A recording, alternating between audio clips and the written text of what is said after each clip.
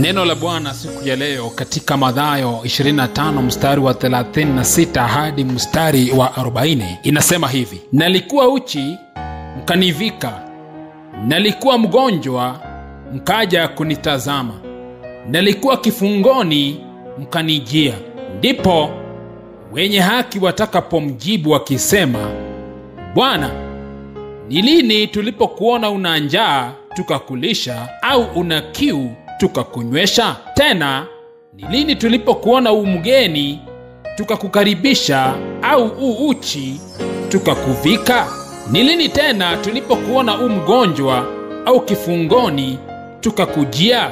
Na mfalme atajibu akiwaambia, amin nawaambia, kadiri mlivyomtendea mmojawapo wa hao ndugu zangu walio wadogo, mlinitendea mimi. Mpendwa, mambo ni mengi duniani na hali ambazo watu wanapitia duniani ni nyingi, na wakati mwingine unapata sisi tuna shauku kubwa ya kufanya mapenzi ya Mungu na kumfurahisha Mungu. Kuna wakati mwingine hata unajihisi kwamba laiti Mungu angalikuwa karibu, umkumbatie, umbusu, umwambie jinsi unavyompenda. Laiti Mungu angalikuwa na nambari ya simu ambayo ungempigia kumwambia asante kwa jinsi unavyofurahia matendo mazuri yake kwako katika maisha. Wakati mwingine hata unajiuliza, nimpe Mungu nini ama nifanye kazi gani ili Mungu ajue kwamba mimi nimefurahi? Nimpe Mungu nitoe nini katika kanisa? Nitoe nini nimpe mchungaji?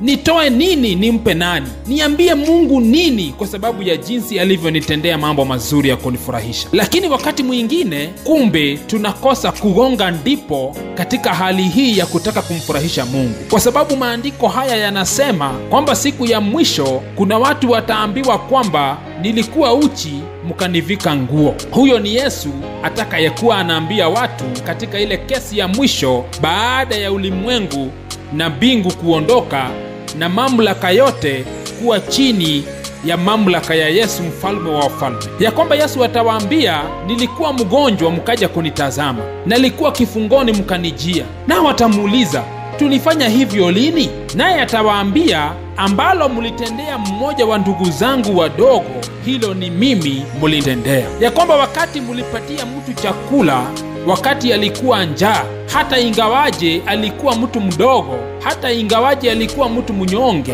wakati mlimpa nguo avae, na wakati mlimpa chakula ale, na wakati mlimpa maji anywe, na wakati mlimwendea gerezani alikokuwa amefungwa bila hatia kwa kuonewa, wakati mlimtendea hayo, ni mimi Yesu mliyetendea hayo. Kumbe Yesu anaonekana katika maisha ya watu wanaopitia unyonge na shida kati yetu. Kumbe mtu huyo aliye mgonjwa hospitalini, huyo ndiye Yesu. Kumbe mtu huyo aliye na njaa na unamuona kila siku na wewe unapoteza tu chakula, una chakula kingi, chakula na kusaza, kumbe huyo ndiye Yesu. Kumbe huyo mtu aliye uchi na mtoto huyo ambaye anaenda shuleni na sare ya shule iliyotoboka mashimo, ambaye imegeuka kuwa matambara, imewekwa viraka, na wewe uko na pesa uwezi nunulia mtoto huyo kama huyo sweta, kumbe huyo ndiye Yesu. Kumbe unapotupa chakula kizuri, makeki mazuri ya supermarket yameozea kwenye friji lako, matunda yameozea kwa nyumba yako,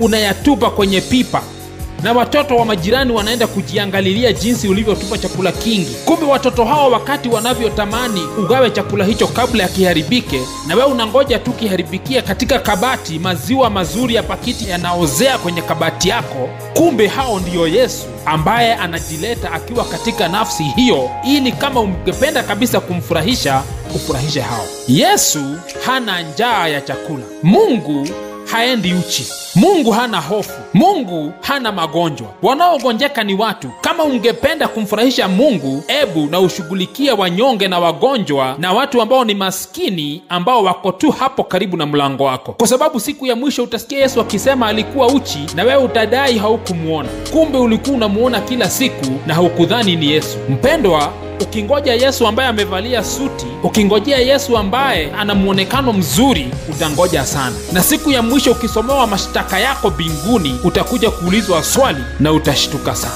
Bwana asifiwe sana. Katika Zaburi 50 na mlango wa 12 inasema hivi: kama ningekuwa na njaa singekuambia, maana ulimwengu ni wangu navyo viujazavyo. Mungu anasema hata kama angekuwa njaa, atamani kula chakula, atamani kula minofu, Mungu hangeniambia mimi, kwa sababu ulimwengu ni wake na vyakula vyote vilivyomo ni vyake. Fahari wote walioko na wanyama wote walioko milimani na porini wote ni wake. Akitaka kuchinja ndovu anywe damu, ama achinje nyati ale, ama avue samaki wote baharini akarange ale, yeye ni Mungu na vyote ni vyake. Yeye hangeniambia kwamba yuko njaa. Ambaye ako na njaa na ako karibu nami, huyo ndiye Mungu ambaye mimi nafaa nisaidie. Huyo ndiyo Yesu. Kumbe nafasi za kutenda mema, kumbe nafasi za sisi tutende wema zinakuja zikiwa zimejivalisha manguo ya matambara, ili wakati huo sisi tusifunguke macho na tujue kwamba ni Yesu wa kutenda mema. Walio na shida kati yetu, hao ndiyo Yesu. Walio na njaa kati yetu, hao ndiyo Yesu. Hebu na tukatende hao vyema, na tukavike hao nguo, na tukaangalia hospitalini, kwa sababu hao ndiyo Yesu. Mungu na atusaidie sana.